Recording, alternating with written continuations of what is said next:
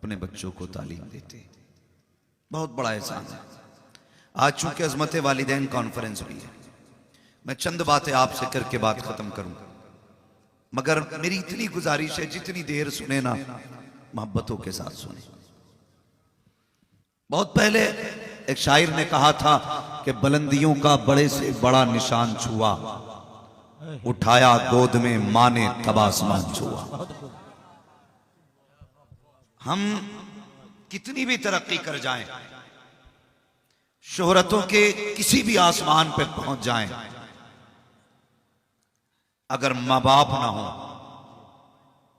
तो सारी खुशियां अधूरी होती हैं। मां बाप ना हो तो सारे ख्वाब अधूरे होते हैं। नौजवानों, कायनात में सबसे कामिल तरीन शख्सियत का नाम मोहम्मदुर रसूलुल्लाह है। यानी जिस जात को रब ने हर तरह से कामिल बनाया है, उसी जात को मुस्तफा जाने रहमत कहा जाता है। मगर आप गौर कीजिएगा और कभी तन्हाई में वक्त मिला करे तो अपनी मस्जिद के इमाम के पास आया करो और उससे इतना कहा करो, हुजूर की जिंदगी का कोई वर्क पलट के दिखा, बता मेरे नबी का सोना कैसा था, बता मेरे नबी कितना जागते थे। कभी कह दिया करो। आज हमसे आके मिंबर पे लोग कहते हैं, मोहम्मद अली भाई फैजी से भी अक्सर कहते होंगे, माँ की शान में शेर पढ़ देना। हमसे भी लोग कहते हैं जरा माँ की अजमत बयान कर देना। क्यों का जब से माँ का इंतकाल हुआ है ना, बड़ी याद आ रही है। मैं कहता हूँ यार, मरने के बाद तो सारे पूछा करते हैं, काश कभी जीते जी माँ को पूछ लिया होता, अपनी जिंदगी में कभी बाप को समझ लिया होता। हम कितनी आसानी से अपने माँ बाप को टोक देते हैं। उन लोगों की बात नहीं करता जिनके पास कसरत से पैसा है। मैं उन लोगों की भी अगर बात करूं कि जिनके पास पैसा बहुत मुश्किल से आता है, तो उनसे भी मेरी गुजारिश है, कभी अपने माँ बाप से लहजा बिगाड़ के बात न करना। ये उलमा बैठे हुए हैं, ये वो जमात है, अगर इनमें एक बंदा दुआ कर दे, बाकी आमीन के लिए हाथ उठा दे, मेरा ईमान कहता है ये इतनी बाबरकत शख्सियतें हैं, हाथ नीचे बाद में आएंगी, मकबूलियत की जमानतें पहले दे दी जाएंगी। लेकिन ये सब कुछ अपनी जगह, सारी डिग्रियां अपनी जगह, लेकिन मां का लाल होना अपनी जगह है। मां का लाल होना अपनी जगह है। याद रखिएगा, कई सारे रिश्ते ऐसे हैं जो आसानी से मैसर हो जाते हैं, आसानी से मैसर हो जाते हैं, लेकिन मां बाप आसानी से मैसर नहीं होते। ये बड़े बड़े लोग हैं, सूफी साहब क़िबला, लोग ये सोच के हाथ चूमते हैं कि हाथ चूमेंगे इंशाअल्लाह नेकी मिलेंगी, और उनका सोचना समझना दुरुस्त है। ये सोच के उलमा के हाथ चूमना बेशक ये नेकियों का एक जरिया है, लेकिन कभी पूछो ना सूफी साहब से भी, अल्लाह ने आपको इतना सब कुछ दिया, इन उलमा से पूछो, इन इल्म वालों से पूछो, बड़ी बड़ी डिग्रियां तुम्हारे पास हैं, बताओ क्या तुम्हें आज भी कभी माँ की कमी महसूस होती है? बताओ ना, तुम्हारे पास सब कुछ है।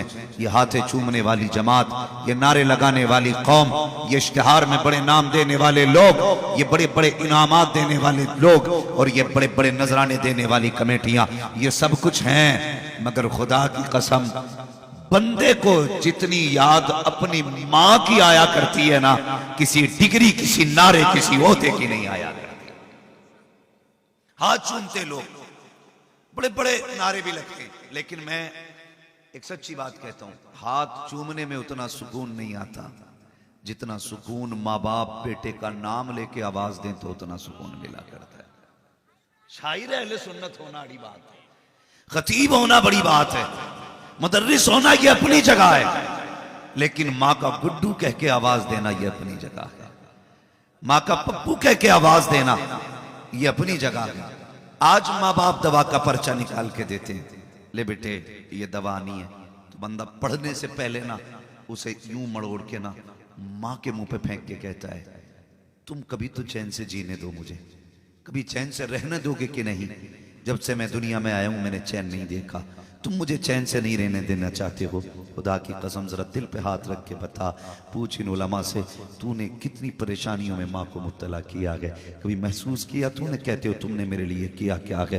पूछना अपने माँ बाप से, जब तुम माँ के शिकम में आए थे माँ ने अपनी मर्जी का खाना पीना छोड़ दिया था, 3 महीने का अरसा गुजरा था, तो माँ के जिस्म के अंदर जो ताकत थी वो भी खत्म होने लगी थी। कभी पलटी, कभी कै के जरिए, कभी आपकी माँ की ताकत तुम्हारे जिस्म के अंदर सरायत कर गई, माँ कमजोर होने लगी। तुम पूछना चाहते हो माँ ने तुम्हारे लिए क्या किया है? खुदा की कसम पूछ इन उलमा से, जब तुम माँ के शिकम में आए माँ का जी चाहता था वो कोफ्ते बिरयानी खाए, लेकिन डॉक्टर ने कहा अगर इस तरह की ग़िज़ा खाओगे तो तुम्हारे शिकम में जो बच्चा है इसको ये नुकसान देगा।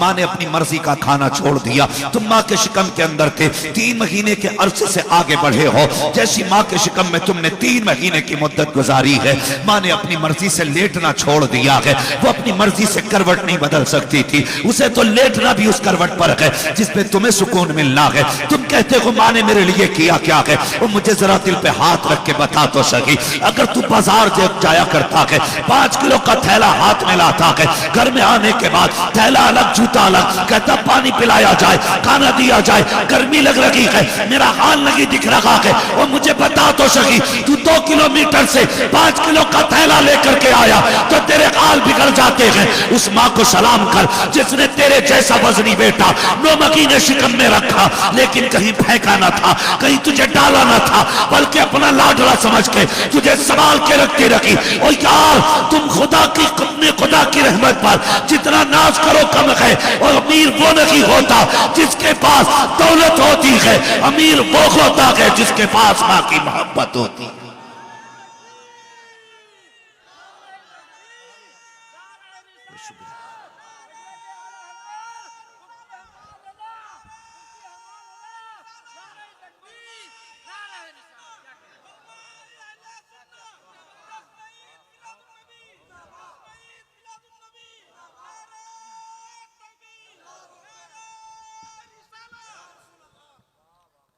भाई दिल दुखता है, मेरी तकरीर तबे यार को बेचैन करती है, सबब क्या है वही कहता हूं जो दिल पर गुजरती है।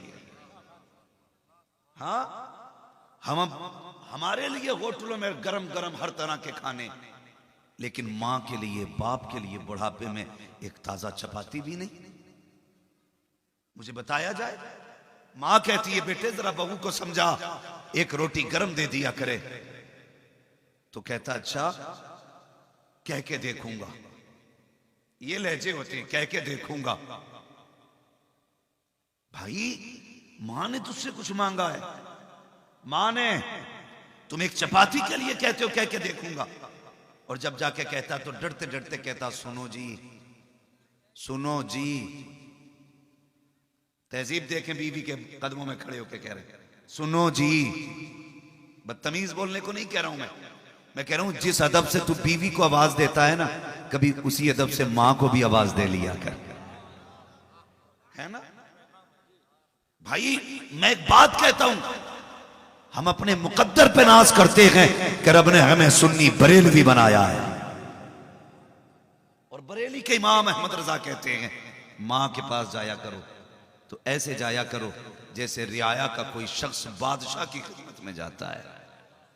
बादशाह की खिदमत में आप अंदाजा लगाइए, अगर मुझे अपने किसी कागज पे एक साइन कराना है, तहसीलदार का अंगूठा लगवाना है या उसके दस्तखत होने, तो हम बाहर खड़े होते हैं, उसका दरबान निकल के पूछता क्या बात है, डरते डरते कहते हैं साहब से मिलना है। कितने गिर के बात कर रहे हो? साहब से मिलना है। का किस लिए? का कागज है, 1 बीसा जमीन है, इस पर झगड़ा है, इस पे दस्तखत हो जाए तो ये कागज का ये जमीन मेरी हो जाएगी। और यार तूने 1 बिगल्ला जमीन के लिए उसके दरवाजे पे खड़े होकर के कैसे गुलामी का सबूत दिया। हाथ तूने जोड़े, गर्दन तूने झुकाई, लहजा तेरा नीचा था। जब तू बात कर रहा था तब तूने कहा कि साइन हो जाते तो काम हो जाता। और मुझे बता तो सही, तेरे 1 बीघे जमीन के लालच ने तुझे इतना झुका दिया है कि जिसके उसके धर्म का पता नहीं, मजहब का पता नहीं, अकीदे का पता नहीं, उसके दरबार में बिना इजाजत नहीं जाता। और मुझे बता तो सकी, अगर इसका साइन तुझे जमीन दिला सकता है तो मां की मुस्कुराहट तुझे जन्नत दिला सकती है। क्यों इजाजत नहीं लेता मां से? क्यों इजाजत नहीं लेता?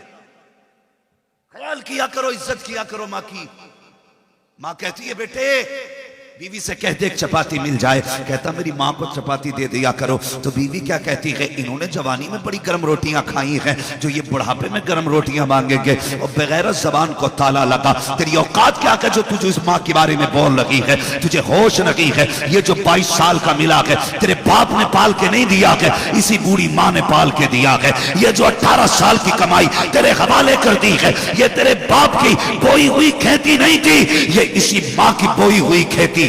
इनकी मेहनत से सींचा हुआ दरख्त है जो तेरी गोद में डाल दिया गया। और तुझे गैरत क्यों नहीं आती? तू इनकी जबान दराजी करती है इनके आगे। खुदा की कसम, और नौजवान तुझसे भी गुजारिश है, माँ की इज्जत माँ की तरह किया करो। तुम नहीं जानते हो, पूछो इन लोगों से, जब तुम्हारी पैदाइश का वक्त आया माँ ने दर्द के झटके महसूस किए। तुझे क्या लगता है अगर तेरे पैर में कांटा लगे, तड़प जाता है, पैर पकड़ के बैठ जाता है। अगर जरा सा अंगूठे में दर्द हो जाए डॉक्टर के पास जाता है, पेट दर्द करे तो अल्ट्रासाउंड करा करके अपने पेट की बीमारियां ढूंढता है। लेकिन पूछ उस मां से, जब तेरी पैदाइश का वक्त था, जो झटके तेरी पैदाइश पे उसने महसूस किए थे, बता तो सकी क्या वैसा भी कोई दर्द दुनिया में होता है? नहीं, खुदा की कसम उस जैसा दर्द नहीं होता है। लेकिन जानते हो, जैसे दर्द पे दर्द के झटके महसूस हुए, मां को लेकर डॉक्टर के पास गए। डॉक्टर ने कहा खातून, या तो ये मरीज बच सकता है या ये बच्चा बच सकता है, बताओ किसको बचाना है? जब ये बात मां के सामने आई है, का क्या कहना चाहते हो? का इसकी पैदाइश बिना ऑपरेशन के नहीं हो सकती है, नॉर्मल डिलीवरी नहीं होगी। का क्या करना पड़ेगा? का पेट काटना पड़ेगा। अब सोचना जरा, मां के कुर्बानियों को याद कर प्यारे। मां ने कहा ठीक है, जो चाहो करो। एक कागज ला के मां के आगे पेश किया गया, का इस पे अंगूठा लगा दो। मां तो अनपढ़ सादी थी, जिंदगी में कुछ नहीं पढ़ पाई। जैसी कागज ला के दिया गया, मां ने कहा क्या लिखा है? का इसमें लिखा है अगर ऑपरेशन के बीच में तेरा इंतकाल हो जाता है, जिम्मेदारी हमारी नहीं है। मां की आंख में आंसू नहीं आए। इस बात को सुनने के बाद मां की खानदान वाले भी रोए, घर वाले भी रोए, लेकिन मां नहीं रोई है। जानते हो किस लिए? उसे मौत की फिक्र नहीं, उसे बच्चे की जिंदगी की खुशी थी। वो तो ये चाहती थी मैं रहूं ना रहूं, मेरी औलाद रह जाए। और खुदा की कसम, कितनी माओ ने औलाद के लिए पेट कटवा दिए हैं। अब औलाद की जिम्मेदारी है माँ बाप के लिए, अगर जरूरत पड़े तो बेटे हंसते हंसते गलों की कुर्बानियां देने दिया करो। और कभी इनकी कुर्बानियों को तोलना मत, नापना मत। इनकी कुर्बानियों का कोई मोल नहीं है, कोई मोल नहीं है। जब हम बाप बने तो पता चला बाप क्या होता है। जब हमने औलाद देखी है तो हमने जाना औलाद क्या होती है। जानते हो कितने लोग ये शिकायत करते हैं, ना जी अब्बा क्या करना, अब्बा का जिसने अम्मा राजी कर ली जन्नत उसकी हो गई। भाई दिमाग से सोचा कर, मां की बड़ी जात है, लेकिन बाप भी कम नहीं है, बाप भी कम नहीं है। सोचो तो सही, अगर मां दूध पिला के पालती है तो बाप खूने जिगर को धूप में जला के तेरी परवरिश किया करता है। ये बाप होता है। इसलिए बाप की भी इज्जत करो, मां की भी इज्जत करो। कई बार होता क्या है, हम अपने मां बाप पे बिगड़ जाते हैं, गुस्सा होते हैं। किस बात पे? कि तुम हमें टोकते क्यों? हमारा बेटा अगर दरवाजे के बाहर जाता है ना मोहम्मद अली भाई, हम लोगों का बेटा अगर दरवाजे के बाहर जाता है, सिर्फ गेट के बाहर हम लोगों का बेटा निकले, हम लोग परेशान हो जाते हैं। बाहर गया, बीवी को डांटते, गया कैसे, तुमने क्यों नहीं देखा? हमें अपनी औलाद इतनी प्यारी है और हम रात को 3 बजे आए, मां पूछे अब तक कहां था, तो हम उससे कहते हैं तू होती कौन है पूछने वाली। हम अपने बाप से पूछते हैं तुम कौन हो टोकने वाले। हम कोई लल्ला नहीं है, हम समझदार हैं। लेकिन जानते हो जिनकी आवाज तुम्हें बुरी लग रही है ना, खुदा की कसम चैलेंज के साथ कहता हूं, कभी परदेश जाना और जानबूझ के देर से आना, फिर घर में आके सलाम करना, सबके चेहरे देखना, खुदा की कसम मां की आंखें बता देंगी कि ये कितनी देर से दरवाजे पे लगी है। बाप का उतरा हुआ चेहरा बता देगा ये कब से नहीं सोया है। ये बात सच्ची है। परदेश से आओ, बीवी ये सोचती है मेरा शौहर बड़ा समझदार है, 1 बजे नहीं 2 बजे आ जाएगा, 2 नहीं 3 बजे आ जाएगा, 4 बजे आ जाएगा, 5 बजे, आज नहीं कल आ जाएगा। ये सोच के बीवी तो चादर ओढ़ के सो जाती है। लेकिन जो तुम्हारे आने का इंतजार करते हैं ना, वो कोई और नहीं, तुम्हारे माँ बाप होते हैं। तुम ना आओ बेकरार हो जाते, तड़प जाते हैं, कहां है अब तक आया क्यों नहीं। हमने कई माँ बाप को रोडों पे खड़े देखा है आधी आधी रात में। आज तुम्हें आने में देर हो रही है, माँ कहती है बेटे जल्दी आ जाया कर, बाप कहता है कि तुझे शर्म नहीं आती, रोज डांट रहा हूं, तू मान के नहीं दे रहा है, तो कह देते हो मुंह बंद रखो, मैं कोई बेवकूफ नहीं हो, तुम नहीं जानते हो। आज माँ बाप इनकी आवाज तुम्हें कड़वी लग रही है, कल जब माँ बाप नहीं होंगे, तुम रात को आओगे और कोई टोकने वाला नहीं होगा, उस वक्त तुम्हारे कान तलाश करेंगे, कहाँ है वो लब जिनसे वो सख्त जुमले निकलते थे, कहाँ गए वो आवाज जो कभी रात के 3 बजे आती थी, कभी 2:30 बजे आती थी, कहां गए वो सख्त लहजा जो कभी रात को 4 बजे उठ के डांटा करता था। उस वक्त में चारपाई तो होगी लेकिन लेटने वाला बाप नहीं होगा, उस वक्त के अंदर बिस्तर तो होगा लेकिन लेटने वाली मां नहीं होगी। तुम्हें दीवार के किसी कोने से लगी हुई लाठी तो नजर आएगी लेकिन पकड़ने वाला बूढ़ा बाप नहीं मिलेगा। तब तुम्हें लगेगा तुमने क्या खो दिया है। अगर माँ बाप हैं इज्जत कर लो, इसलिए कि औलाद तो दुआओं से मिल जाती है लेकिन माँ बाप नसीबों से मिला करते, माँ बाप नसीबों से मिला करते। इसलिए माँ बाप की इज्जत करना, कदर करना माँ बाप की। वो नसीब वाले हैं जिन्हें रब ने माँ की दौलत भी बख्शी है, बाप की दौलत भी अता की है, बाप की दौलत भी अता की है। मैं कितने ऐसे लोगों को जानता हूं कि जिनके बाप नहीं है, लंबाई भी 6 फीट है, वजन भी 90 किलो है, दौलत भी खूब है, लेकिन ईद के दिन सबसे ज्यादा उतरे हुए चेहरे उन्हीं के लगते हैं। क्यों? क्या नहीं था, सब कुछ है, फिर चेहरे उतरे हुए क्यों हैं? जवाब मिलता है ईद नए कपड़ों से नहीं होती है, ईद तो मां के मुबारक चेहरे को देख के हुआ करती है। कोई कमी नहीं महबूब के दामन में। क्या नहीं दिया रब ने, क्या नहीं दिया था? 2000 से ज्यादा नाम रब ने जिसे दिए हो, उसके आंगन में क्या कमी होगी? अबू बकर जैसा जिसे यार दिया हो, उमर जैसा वफादार मिला हो, उस्मान जैसा लाडला दोस्त मिला हो, अली जैसा शुजाअत और बहादुरी वाला जिसे यार मिला हो, क्या कमी थी उसके आंगन में? वो कह दे तो दरख्त अपनी जगह से उखड़ के आते हैं, वो इशारा कर दे तो पत्थर बोलते हैं, वो मुस्कुरा जाए तो अंधेरे में शहर होने लगती है। क्या नहीं है उसके पास? सब कुछ था, लेकिन एक दिन वो भी रोया, और ऐसे नहीं दीवार से लग के रोया। जब हुजूर रोए, हजरत उमर ने आके अर्ज की, या रसूल अल्लाह, किसी ने आंख दिखाई हो तो गर्दन कलम कर देंगे, हुजूर किसी ने उंगली उठाई है तो बाजू काट देंगे, आका बताइए ना क्यों रोए? मेरे नबी ने कहा, उमर किसी ने मुझे कोई बात नहीं कही। कहा फिर रोए क्यों? कहा आज मुझे मेरी मां की याद ने रुला दिया है, आज मुझे मेरी मां की याद ने रुला दिया है। सूफी साहब क़िबला की उम्र कितनी होगी?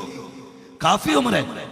मेरे उस्ताद के भी उस्ताद हैं, यानी मेरे दादा उस्ताद, मेरे उस्ताद गिरामी अल्लामा मुफ्ती इश्तियाक अहमद साहिब क़िबला दामतुल्लाहु अलैहि, जिनके हुक्म पे मैं यहां हाजिर हुआ हूं, उनके भी उस्ताद हैं सूफी साहब क़िबला। लेकिन कभी पूछ सूफी साहब से कि आपको माँ की याद आती है कि नहीं? कहेंगे हाँ, उम्र तो सैकड़ों बरस बीत गई, लेकिन वो पहले दिन का मदरसे जाना मुझे याद है, वो माँ का उंगली पकड़ के लेके जाना याद है, वो कभी गोद में उठाना, कभी उंगली पकड़ के चलाना, कभी सीने से लगाना, कभी प्यार से समझाना, एक एक लम्हा याद आता है।